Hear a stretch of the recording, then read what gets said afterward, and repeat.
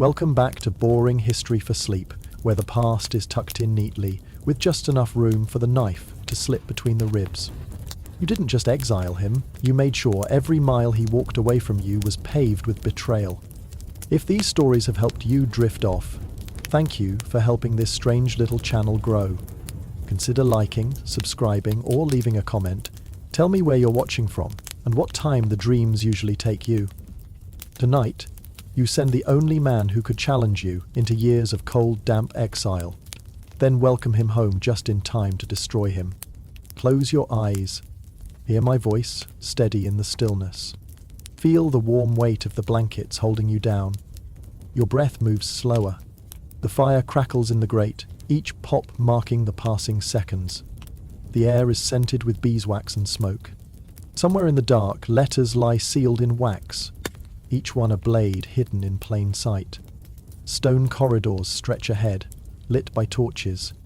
Silk robes whisper over tiled floors. A shadow pauses at the end of the hall. You already know what comes next because you planned it. The winter of 1164 found Thomas Becket discovering that French monasteries had perfected the art of making stone seem warm by comparison. After his dramatic flight from Northampton, the former Chancellor-turned-Archbishop had traded the immediate danger of Henry's wrath for the slow torture of Cistercian hospitality, where comfort was considered a sin and heating was apparently optional. Pontigny Abbey received England's most controversial exile, with the kind of enthusiasm usually reserved for contagious diseases.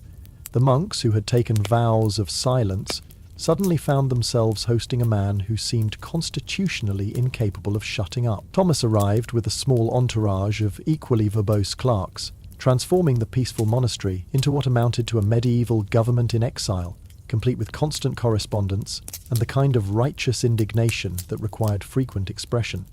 The daily routine at Pontigny would have killed lesser men, or at least men less committed to competitive suffering. The Cistercians rose at 2 a.m. for matins, because apparently God was an insomniac who appreciated company.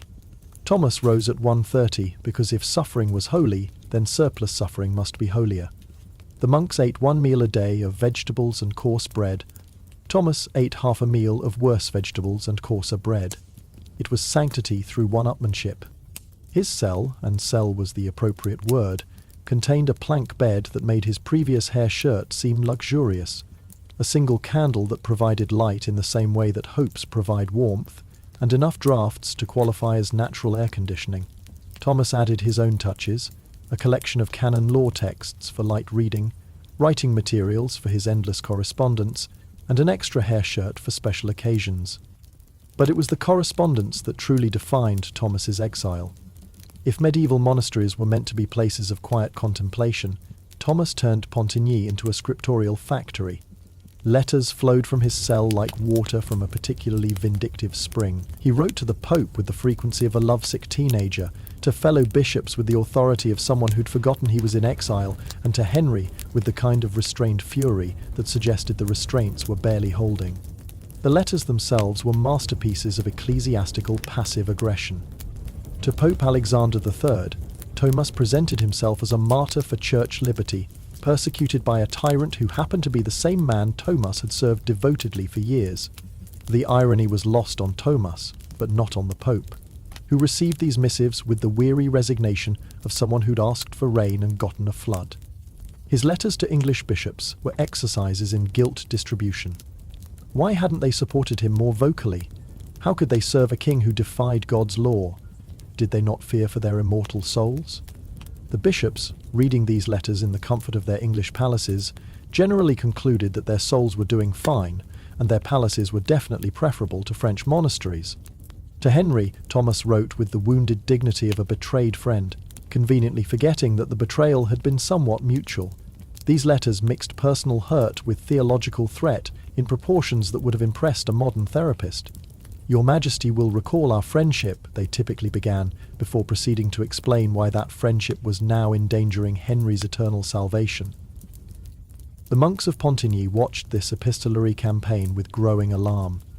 They had welcomed a refugee. They were hosting a one-man diplomatic incident.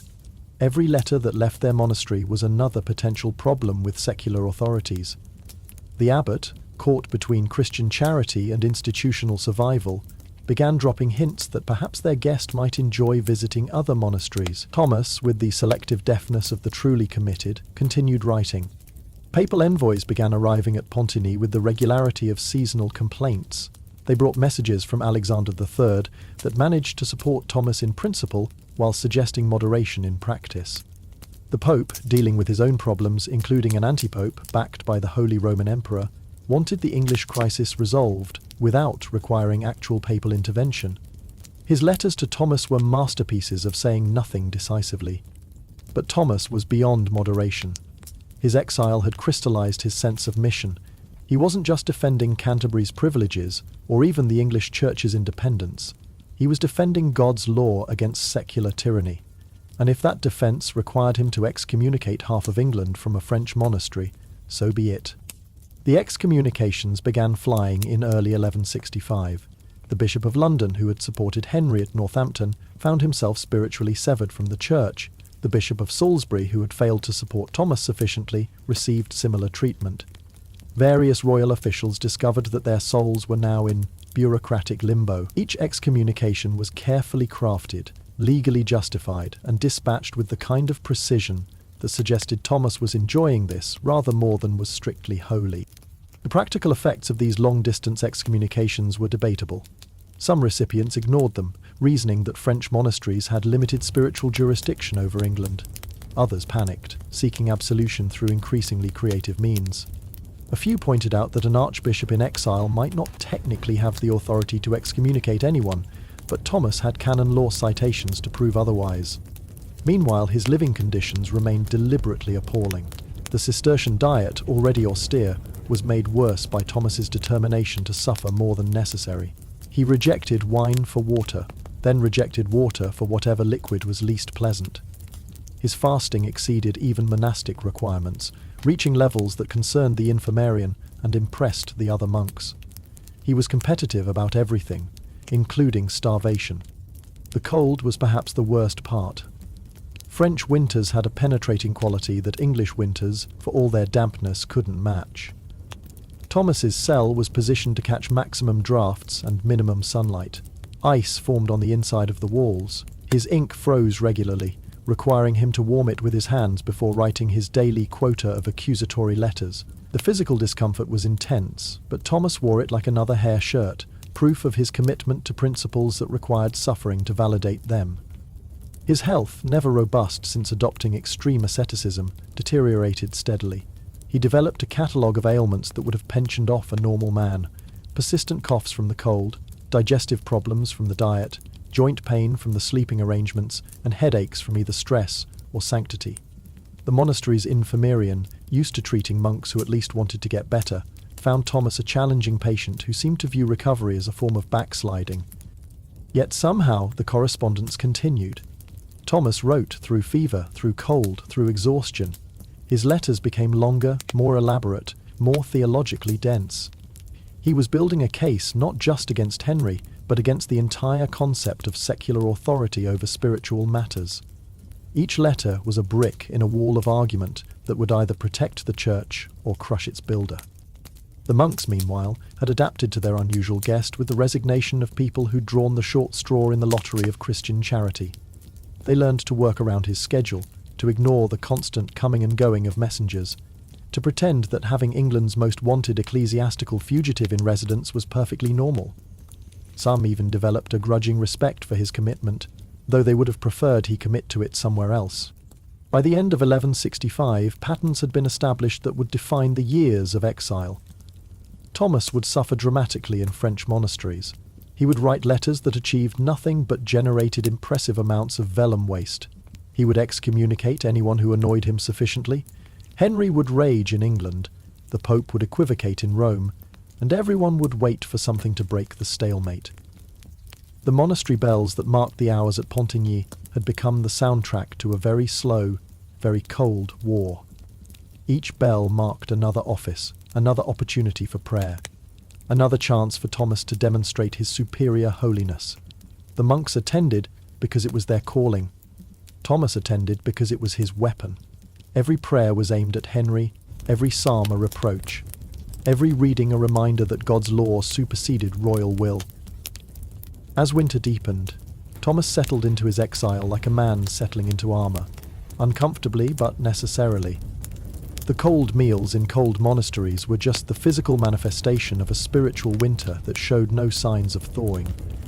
He had chosen this path, or it had chosen him, and now there was nothing to do but follow it to whatever end it led. The irony, lost on Thomas but clear to observers, was that he had become exactly what Henry had feared when appointing him archbishop, a truly independent spiritual authority. The king had wanted a tame archbishop who would smooth church-state relations. Instead, he had created a wild one who was redefining those relations from a frozen cell in France.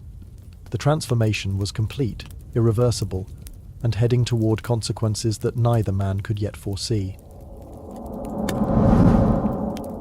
Pope Alexander III, in his apostolic palace in Rome, had developed a particular expression reserved exclusively for English correspondence.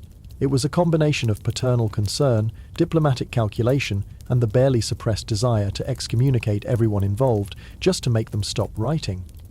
By 1165, the Thomas Becket situation had evolved from a minor ecclesiastical dispute into a major papal headache, complete with theological complications and political side effects. The Pope's desk, a magnificent piece that had probably witnessed more political intrigue than actual prayer, was perpetually covered with letters from England, or rather, letters about England, since Thomas was writing from France, Henry was writing from wherever his restless energy had taken him, and every bishop with an opinion was contributing to what amounted to medieval spam. Each letter required response, each response required careful wording, and each carefully worded response generated 3 more letters, explaining why it was wrong. Alexander III was not a man given to hasty decisions, which was fortunate because the Becket crisis seemed designed to punish haste. He had his own problems. An anti-pope, backed by Frederick Barbarossa, Italian politics that made English disputes look straightforward, and a church that needed defending from secular encroachment everywhere, not just in Canterbury. Thomas Becket was a complication he didn't need, but couldn't ignore. The papal strategy, refined over years of dealing with difficult personalities, was elegant in its simplicity: support everyone in principle while supporting no one in practice. When Thomas wrote demanding vindication, the Pope responded with sympathy and vague promises of future action. When Henry wrote demanding Thomas's condemnation, the Pope expressed understanding and hopes for reconciliation. It was diplomatic juggling, performed by a master who'd learned that dropping balls was sometimes safer than catching them. The papal letters themselves were works of art. They typically began with elaborate greetings that used more words than most people used in a week. They proceeded through careful acknowledgements of the recipient's position, expressions of papal concern, and references to scripture that could be interpreted multiple ways. They concluded with blessings that sounded supportive without actually promising anything. Reading them was like trying to nail fog to a wall, theoretically possible, but practically frustrating. To Thomas, Alexander wrote with the tone of a father dealing with a brilliant but difficult child. Yes, the church's rights were sacred. Yes, secular interference was problematic. Yes, Thomas's suffering was noted and appreciated. But perhaps, the letters gently suggested, some flexibility might be advisable? Some recognition that the world was complex and required complex solutions? These suggestions were wrapped in so much theological padding that Thomas could ignore them while still feeling supported. Thomas's responses were increasingly frantic. He wanted more than sympathy. He wanted action. Excommunicate Henry. Place England under interdict. Defend the Church's liberty with the full weight of papal authority. His letters grew longer, more elaborate, more densely argued. He cited every possible precedent, quoted every relevant authority, and constructed theological arguments that were impressive in their complexity and exhausting in their length. The Pope, reading these missives, employed his special expression and consulted his advisors. The cardinals, men who'd reached their positions through political skill rather than theological enthusiasm, counselled caution. Henry II controlled significant church revenues. Antagonizing him too severely could have financial consequences. On the other hand, abandoning Thomas would set a dangerous precedent for episcopal independence. It was the kind of balance that required a steady hand and a strong stomach for ambiguity. Meanwhile, Henry's letters to Rome took a different approach. Where Thomas wrote with theological passion, Henry wrote with royal pragmatism.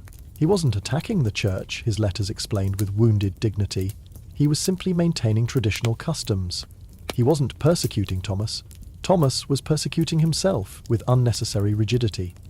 The king's letters managed to sound reasonable, while subtly threatening consequences if papal support for Thomas became too explicit.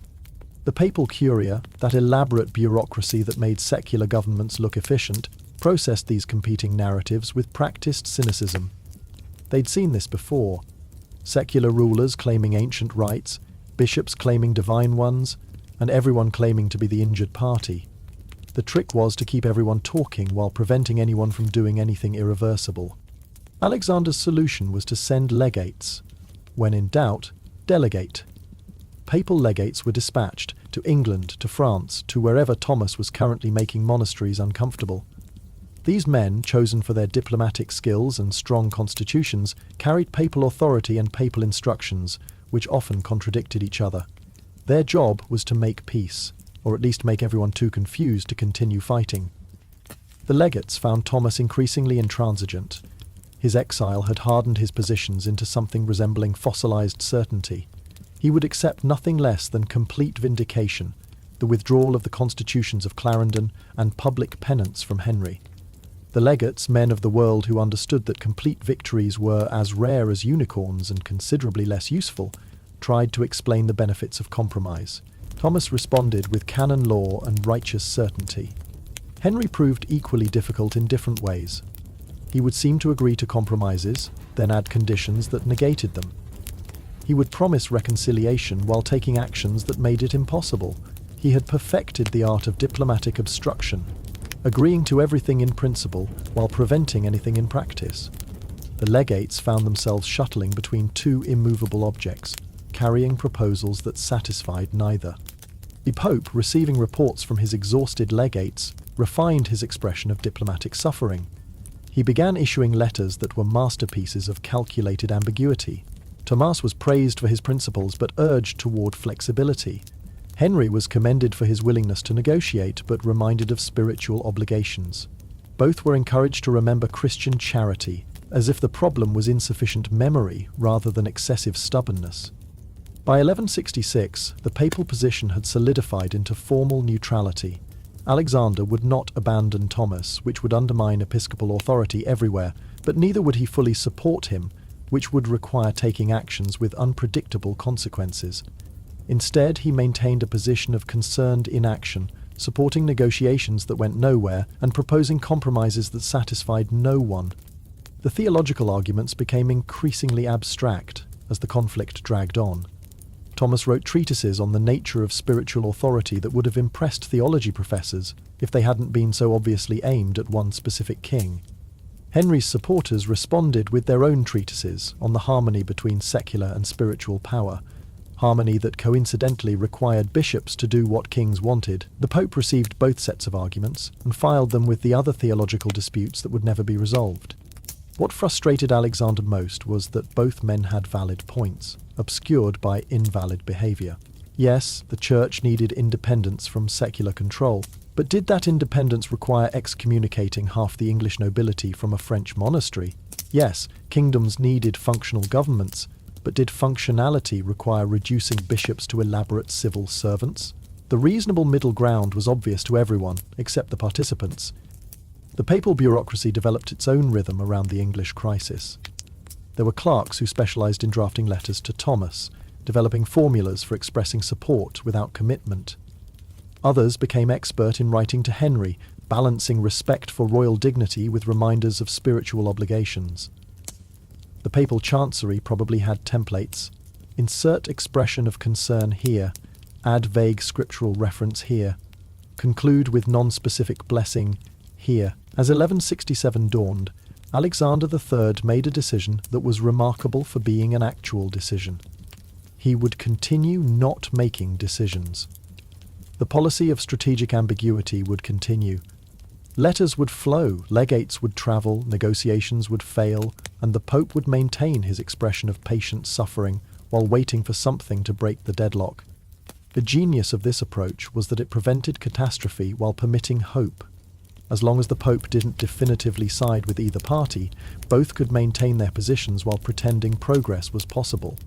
It was ecclesiastical theatre where everyone knew their roles but pretended the script might change. Thomas could claim papal support while the Pope supported nothing specific. Henry could avoid papal condemnation while the Pope condemned nothing explicitly. But even papal patience had limits. As the third year of crisis dawned, Alexander began showing signs of the theological equivalent of fatigue. His letters became shorter, his equivocations less elaborate. The special expression reserved for English correspondence evolved from patient suffering to barely concealed exhaustion. Something would have to give, but the Pope was determined it wouldn't be him. The slow blink of papal diplomacy continued, each blink lasting months, each pause pregnant with possibilities that never materialized. Alexander III had perfected the art of looking without seeing, of listening without hearing, of responding without answering. It was a masterclass in institutional survival, keeping the papacy relevant to a dispute it couldn't resolve, while avoiding commitments it couldn't sustain. While Thomas Becket suffered theatrically in French monasteries and the Pope perfected the art of diplomatic procrastination, Henry II discovered that revenge, like wine, could be served at various temperatures. His preference was for the cold variety, administered with bureaucratic precision and just enough cruelty to make the point, without making martyrs. The campaign against Becket's supporters began with the kind of administrative efficiency that Thomas himself had perfected during his chancellor days. Royal clerks, trained in the Becket school of methodical record-keeping, compiled lists of everyone who had shown sympathy for the exiled archbishop. The lists were comprehensive, including not just active supporters but anyone who had failed to condemn Thomas with sufficient enthusiasm. The Bishop of Winchester was among the first to feel the royal displeasure. His crime was having suggested that perhaps the archbishop had a point about ecclesiastical independence. His punishment was a series of financial audits that discovered irregularities with suspicious regularity. Every property transaction was questioned, every tax assessment reviewed, every privilege examined for potential revocation. It wasn't persecution exactly, just aggressive administrative attention that happened to be ruinously expensive. The methodology spread throughout England like a particularly efficient plague. Royal officials, eager to demonstrate loyalty by demonstrating zeal, competed to find new ways to make Becket supporters uncomfortable. Properties were seized on technicalities. Rights were revoked for historical reasons suddenly discovered in dusty archives. Fines were levied for violations of regulations that might or might not have existed before they were violated. But it was the treatment of Becket's family that showed Henry's capacity for focused cruelty. Thomas's relatives, guilty of nothing except genetics, found themselves targets of royal attention. His sister Mary, living quietly in London, was forced to flee when royal agents arrived to question her about her brother's treasonous activities. The questioning would have been aggressive, the implications clear. Blood relation to Thomas Becket was becoming hazardous to one's health. The exile of Becket's relatives was conducted with legalistic propriety. They weren't formally banished, they were simply made so unwelcome that leaving seemed the only option. Properties were threatened with seizure, business arrangements were mysteriously cancelled, social invitations ceased. It was medieval cancel culture, executed with royal authority, and the kind of thoroughness that suggested personal animosity dressed as policy. Even Thomas's nephews, young clerks whose main crime was aspiring to careers their uncle had made seem possible, found themselves persona non grata. Benefices that had been promised evaporated, educational opportunities disappeared, career paths that should have been open were suddenly blocked by invisible but impermeable barriers. The message was clear. Association with Thomas Becket was hereditary and punishable. The monasteries that had shown support for Becket received special attention. Royal visitors arrived to inspect their finances, their properties, their compliance with various regulations that seemed to multiply with each visit. The Abbey of Battle, which had made the mistake of expressing sympathy for their exiled archbishop, found itself embroiled in legal disputes that drained its resources and energy. Other monasteries took note and adjusted their sympathies accordingly. The campaign wasn't limited to direct supporters. Anyone who failed to support Henry with sufficient enthusiasm became suspect. Bishops who tried to remain neutral discovered that neutrality was interpreted as opposition. The Bishop of Norwich, attempting to navigate between king and archbishop, found his episcopal property subject to sudden reassessment. The message was unsubtly delivered. In this conflict, there was no middle ground. Henry's methods were carefully calibrated to avoid creating martyrs while maximizing misery. No one was dramatically arrested or publicly executed. Instead, they were ground down by administrative harassment, financial pressure, and social isolation. It was persecution by paperwork, oppression by audit, revenge served with writs and seals rather than swords and axes. The ecclesiastical courts, which Thomas had defended so vigorously, found their jurisdiction steadily eroded. Royal officials began intervening in cases that previously would have been exclusively ecclesiastical. When church courts protested, they were met with legal arguments that sounded reasonable until you realized they meant the complete subordination of spiritual to temporal authority. The system Thomas had fought to preserve was being dismantled piece by piece. Parish priests, the forgotten casualties of the Great Dispute, found themselves caught between conflicting authorities. They were supposed to obey their archbishop, but their archbishop was in exile and excommunicating people by mail. They were supposed to respect royal authority, but royal authority was demanding things that seemed to contradict their ordination vows. Most chose the path of confused compliance, performing their duties while hoping the conflict would resolve itself before they had to make actual choices. The economic warfare extended beyond direct seizures. Trade relationships that involved Becket's sympathizers were disrupted. Merchants who had dealings with Canterbury properties found their licenses questioned. The complex web of medieval commerce, which depended on predictable legal frameworks, was selectively disrupted to punish those associated with the wrong side of the dispute. But Henry's campaign had unintended consequences. The persecution of Becket's supporters began to generate sympathy for Becket himself. The sight of his elderly mother forced into exile struck even hardened royal supporters as excessive. The harassment of monasteries that had done nothing except express opinions seemed petty. The king was winning battles but potentially losing the war for public opinion. Some bishops began to reconsider their positions. The Bishop of Hereford, who had initially supported Henry, found himself troubled by the systematic nature of the persecution. He began corresponding with Thomas, carefully at first, then with increasing openness. Others followed, creating a network of quiet support that worried royal officials who understood that quiet support could become loud opposition given the right circumstances. The common people, always attracted to dramatic narratives of persecution and resistance, began to view Thomas more favourably. Stories spread of his sufferings in exile, embellished with each telling. His fasting became supernatural, his prayers miraculous, his resistance heroic. Henry's persecution was creating the very thing it was meant to prevent, a popular movement in support of the exiled archbishop. Henry, recognizing the danger, attempted to moderate his campaign. Orders went out to be more subtle, less obviously vindictive. But bureaucratic momentum had been established. Royal officials, trained to please through zealousness, continued their harassment with enthusiasm. The machine Henry had created was harder to stop than it had been to start. The church in England, leaderless and under pressure, began to fragment. Some bishops remained firmly royalist, believing that cooperation with Henry was both pragmatic and theologically justifiable. Others moved toward Becket's position, seeing in royal persecution a validation of his warnings about secular tyranny. Most tried to avoid commitment, performing their duties while minimizing their visibility. The financial impact was significant. Church revenues, disrupted by the conflict, began to decline. Building projects were suspended, charitable works were curtailed. The elaborate machinery of medieval ecclesiastical administration, dependent on predictable income and stable authority, began to malfunction. England was discovering that persecuting the church, even selectively, had consequences beyond the immediate targets. By 1167, the quiet burning had consumed much of the English church's stability. Relationships that had taken generations to build were destroyed in months. The delicate balance between secular and spiritual authority, always fragile, was shattered. What remained was a landscape of suspicion, fear, and simmering resentment that would take more than diplomatic letters to heal. Henry had succeeded in making Becket's supporters suffer. He had demonstrated royal power and the costs of defying it, but he had also demonstrated the limits of that power.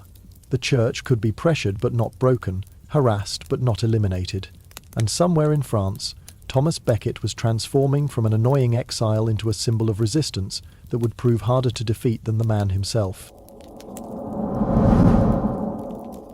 By 1167, the Becket crisis had achieved the kind of stability that makes everyone involved miserable, but not quite miserable enough to change.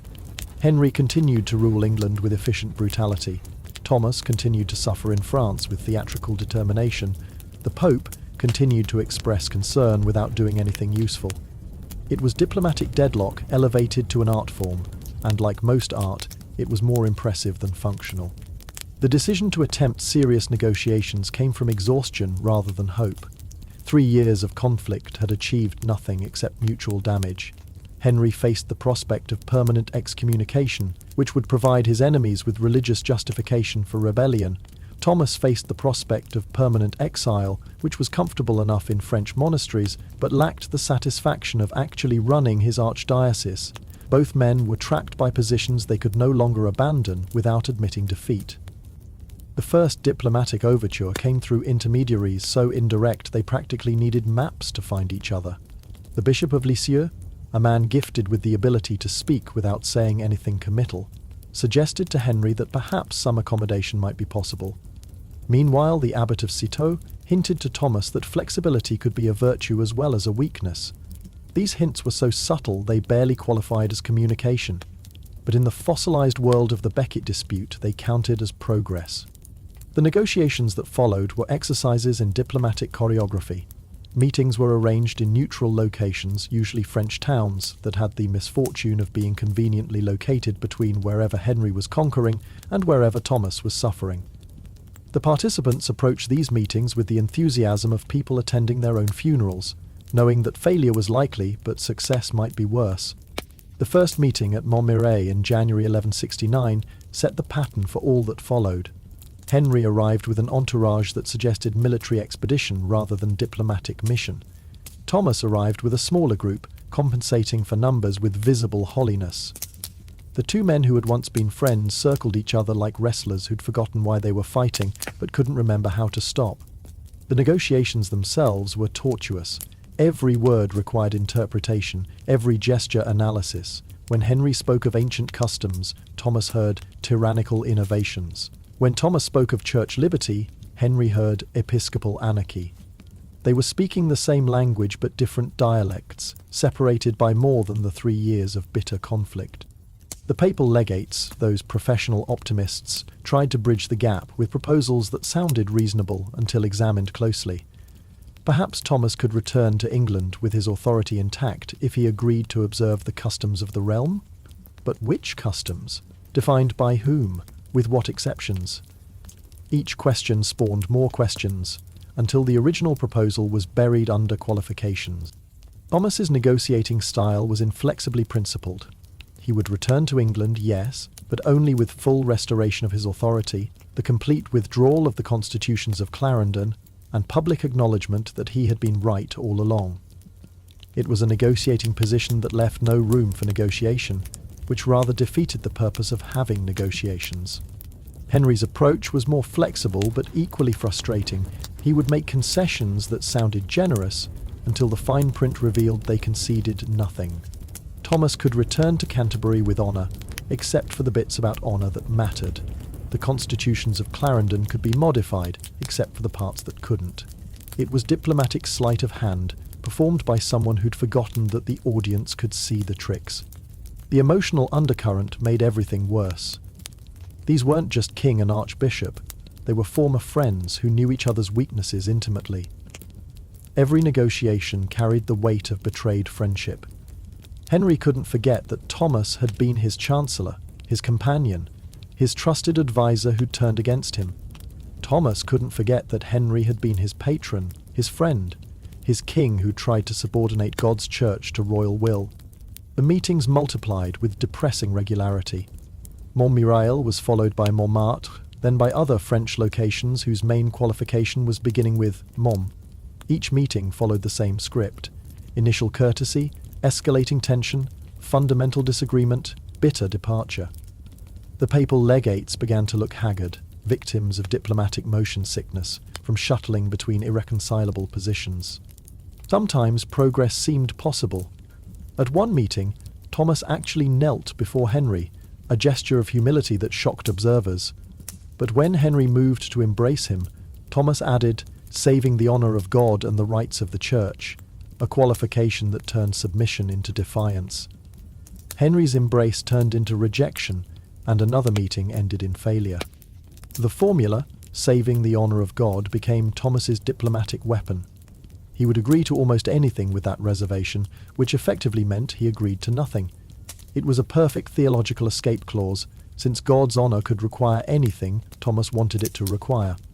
Henry began to develop a facial tic whenever he heard the phrase. Other formulas were attempted. Saving the dignity of the kingdom was Henry's counter, equally flexible and equally useless. They tried according to canon law and following ancient custom, and various other phrases that sounded definitive but meant whatever the speaker wanted. It was diplomatic Mad Libs, where everyone filled in their own blanks. The supporting cast of negotiators developed their own dynamics. Some genuinely wanted peace and worked tirelessly to find compromises. Others were secretly pleased by continued conflict, either because it weakened rivals or because they enjoyed the drama. The French king, Louis VII, played host with barely concealed delight, enjoying Henry's discomfort while making appropriate noises about Christian reconciliation.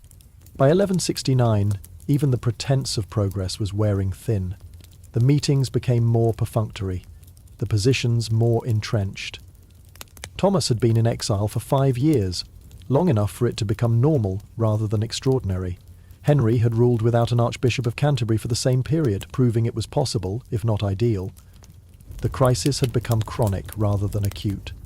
The diplomatic correspondence continued, of course. Letters flew between the camps like very wordy arrows, each one aimed at justifying positions that no longer needed justification because everyone knew them by heart. Thomas wrote about principles, Henry wrote about practicalities, the Pope wrote about hopes for reconciliation. The legates wrote reports that grew increasingly desperate in their attempts to find signs of progress. It was during this period that creative solutions were proposed by people who didn't understand that creativity was unwelcome. Perhaps there could be 2 archbishops, one for spiritual matters and one for temporal. Perhaps Thomas could return but live in a different diocese. Perhaps Henry could keep the constitutions but not enforce them. Each suggestion was more impractical than the last, evidence that desperation was breeding imagination of the wrong sort. The negotiators themselves began showing signs of wear. The Bishop of Lisieux developed a permanent expression of diplomatic pain.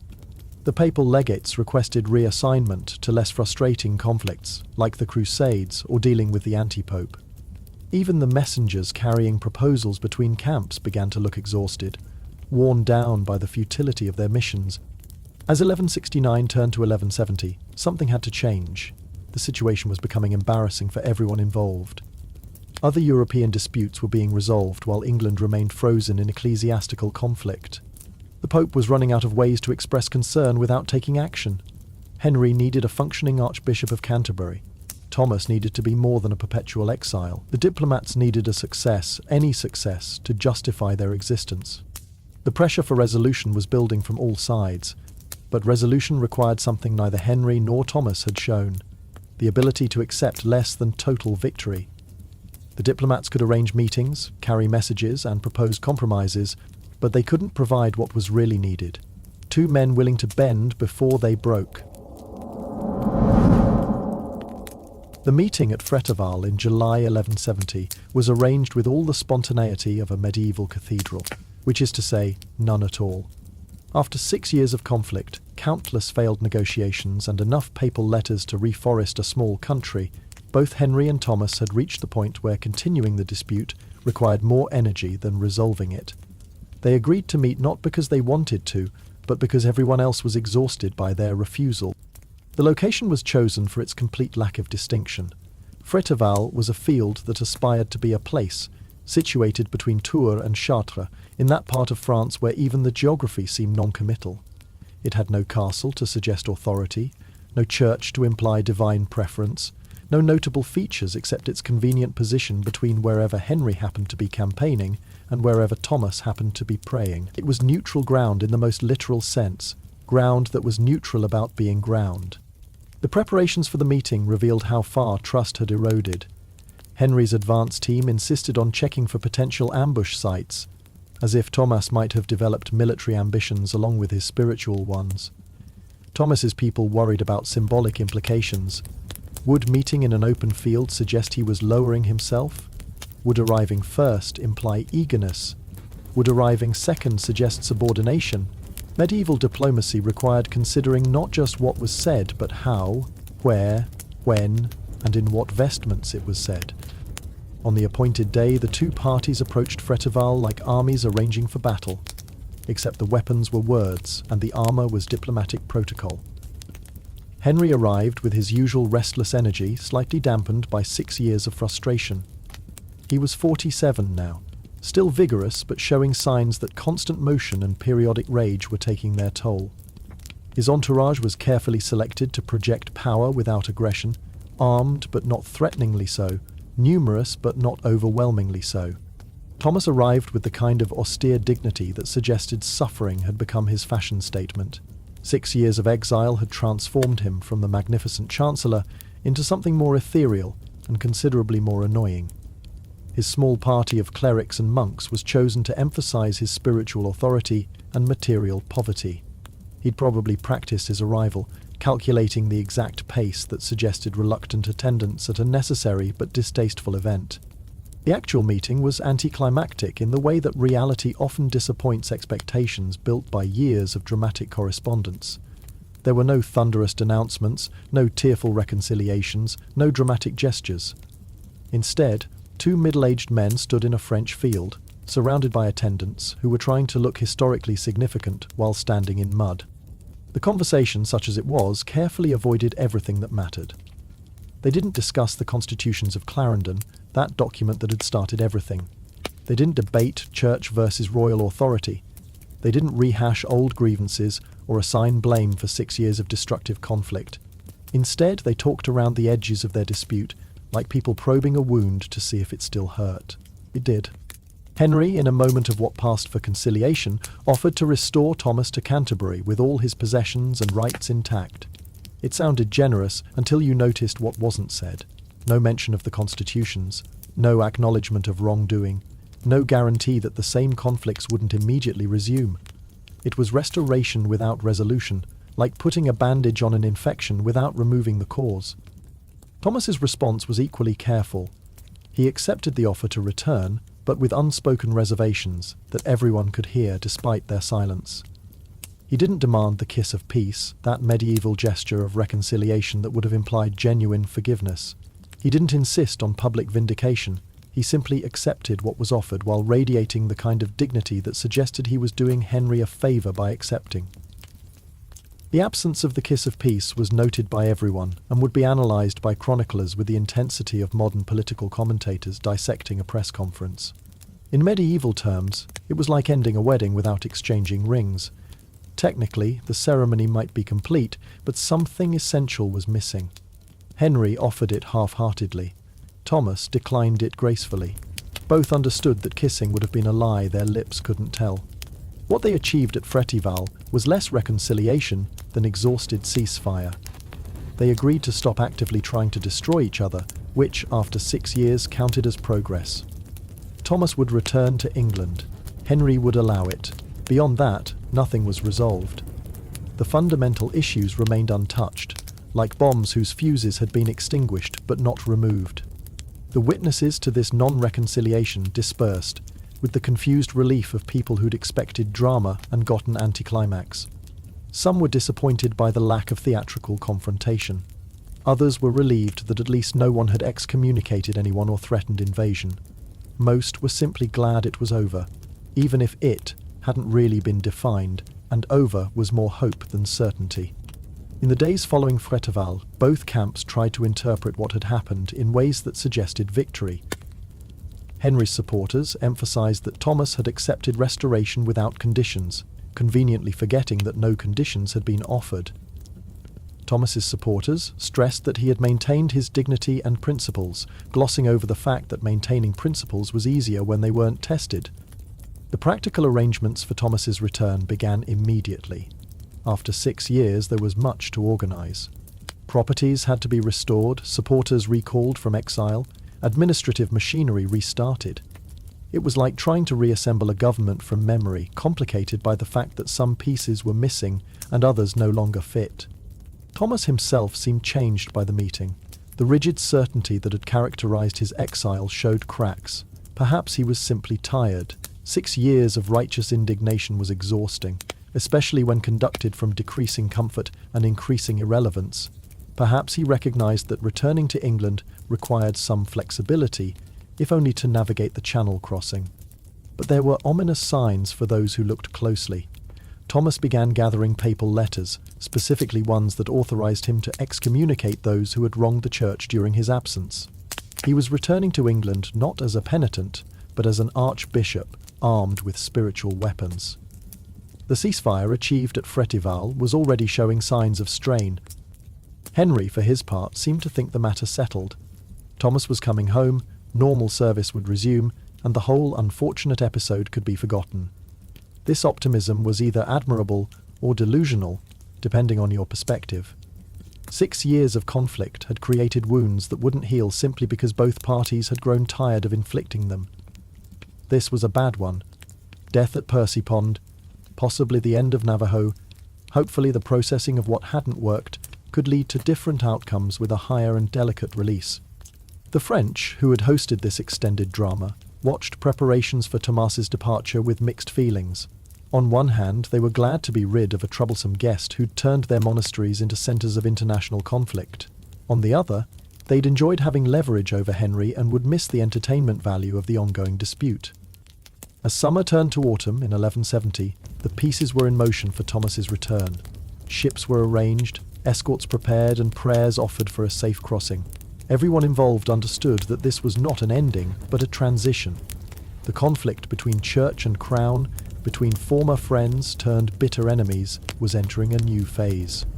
The Fréteval Waltz had been performed with all the grace of men who'd forgotten the steps, but remembered the antagonism. They'd moved through the motions of reconciliation without achieving its substance.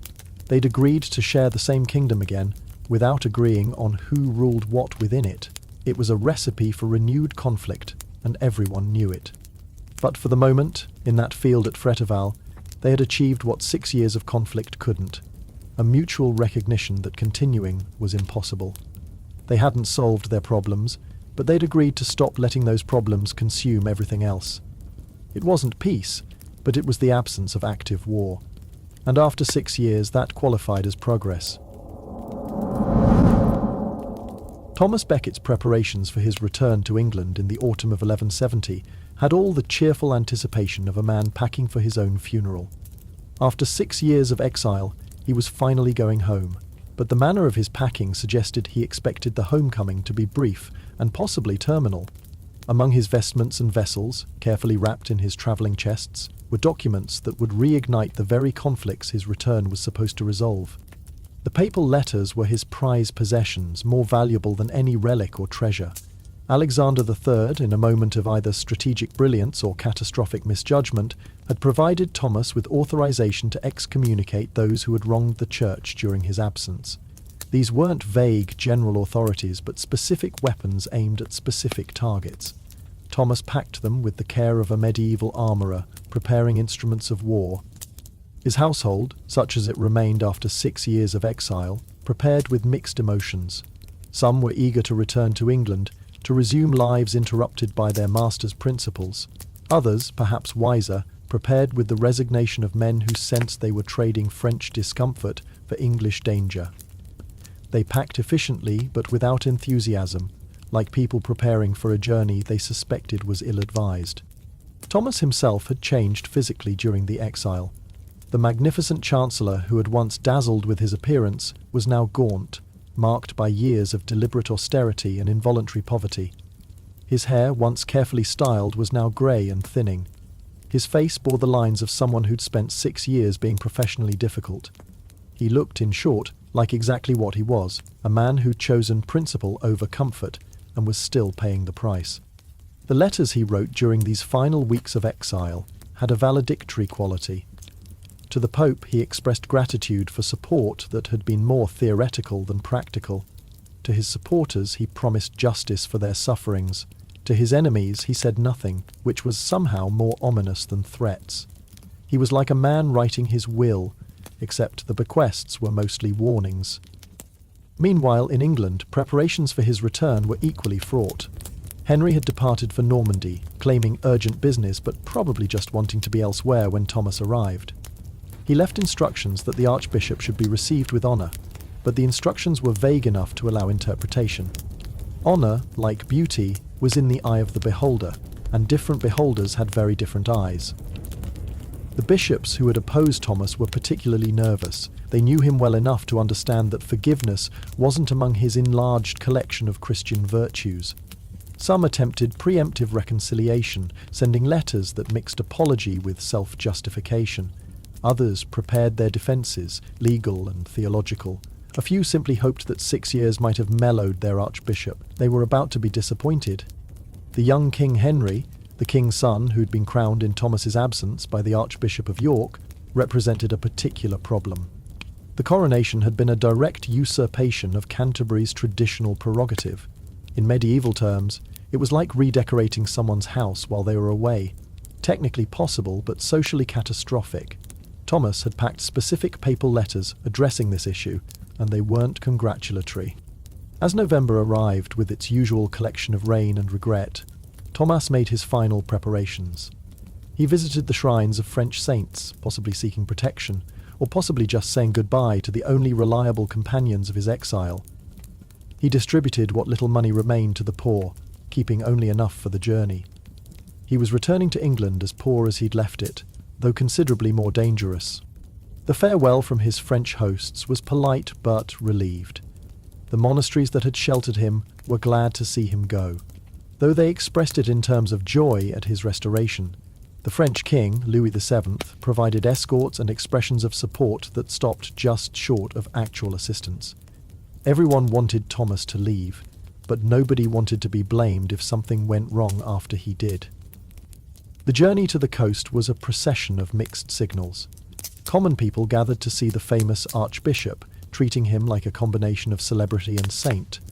Local nobles were more circumspect, offering courtesy but not commitment. Everyone seemed to understand that Thomas was heading towards something significant, though whether it was triumph or tragedy remained unclear. At the Channel port of Wissant, Thomas paused before boarding. Witnesses later claimed he showed signs of premonition, speaking of his return in terms that suggested finality. He may have simply been seasick in advance. The November Channel was nobody's friend, but medieval chroniclers preferred supernatural foreshadowing to natural nausea. The crossing was rough, because, of course it was. 6 years earlier, Thomas had fled England in a storm. Now he returned in one, as if the weather itself was providing dramatic consistency. He spent the voyage in prayer, though whether praying for safe arrival or preparing for whatever came after arrival was known only to him and the God he'd served with such uncomfortable intensity. He landed at Sandwich on December 1, 1170, exactly 6 years after he'd fled. The symbolism wasn't lost on anyone, least of all Thomas. He knelt on the beach, kissing the English soil with the fervour of someone who'd thought he might never see it again. Then he rose, adjusted his archiepiscopal robes, and prepared to demonstrate why his return might have been a mistake. The common people of Kent received him like a returning hero. They lined the roads, sought his blessing, and generally behaved as if exile had transformed him from controversial archbishop to living saint. Thomas, never one to waste an audience, blessed them with enthusiasm. He was home, he was archbishop, and he was ready to exercise every prerogative of his office. But first, he had letters to deliver. The papal excommunications he'd so carefully packed were distributed with the efficiency of someone who'd been planning this moment for years. The Archbishop of York, who'd performed the coronation, received his with the kind of timing that suggested Thomas had been saving it for maximum impact. The bishops of London and Salisbury, his most consistent opponents, got theirs as early Christmas presents. The reaction was immediate and explosive. The excommunicated bishops, who'd hoped for reconciliation or at least negotiation, found themselves spiritually severed from the church by documents that had travelled from Rome via France, specifically for this purpose. They'd prepared for many possibilities, but not for Thomas to arrive armed with pre-signed spiritual death warrants. Messengers rode to Normandy with the speed of men carrying bad news to someone with a terrible temper. Henry would need to be informed that his archbishop had returned, not in peace, but in pieces. Pieces of parchment that undid whatever reconciliation Fréteval had achieved.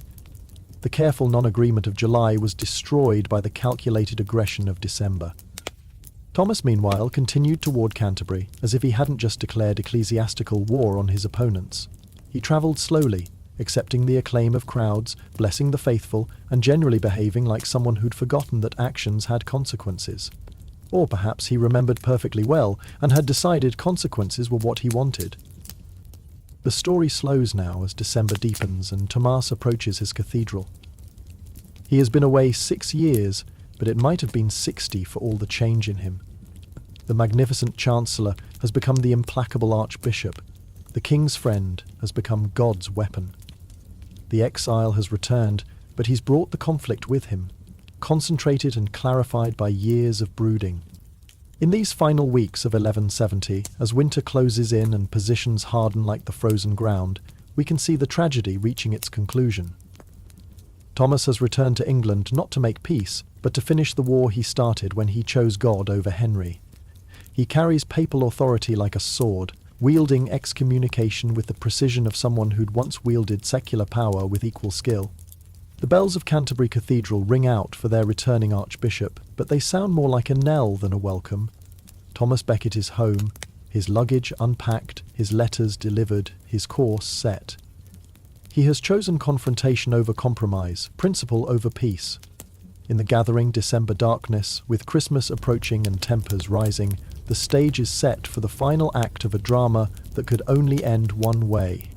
The merchant's son, who became a chancellor, who became an archbishop, who became an exile, has completed his journey back to where it all began. But he returns not as Thomas the administrator or Thomas the friend, but as Thomas the martyr in waiting, though he might not know it yet. Or perhaps he does, and that's why he came back armed with excommunications rather than olive branches. Sleep settles over England like snow, covering the wounds of 6 years' conflict without healing them. In Canterbury, Thomas prays in his cathedral, finally home but somehow more isolated than ever. In Normandy, Henry receives news that will transform his Christmas from celebration to catastrophe. And somewhere between them, in the cold December night, fate sharpens its blade and waits. The letters have been delivered, the luggage has been unpacked, the exile has returned. What happens next will transform Thomas from a difficult priest into an eternal symbol. But that requires one more delivery, not of letters, but of swords. Not to excommunicate, but to execute.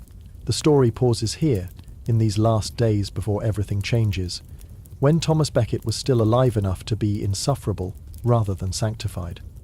Good night, Thomas. Sleep well while you still can.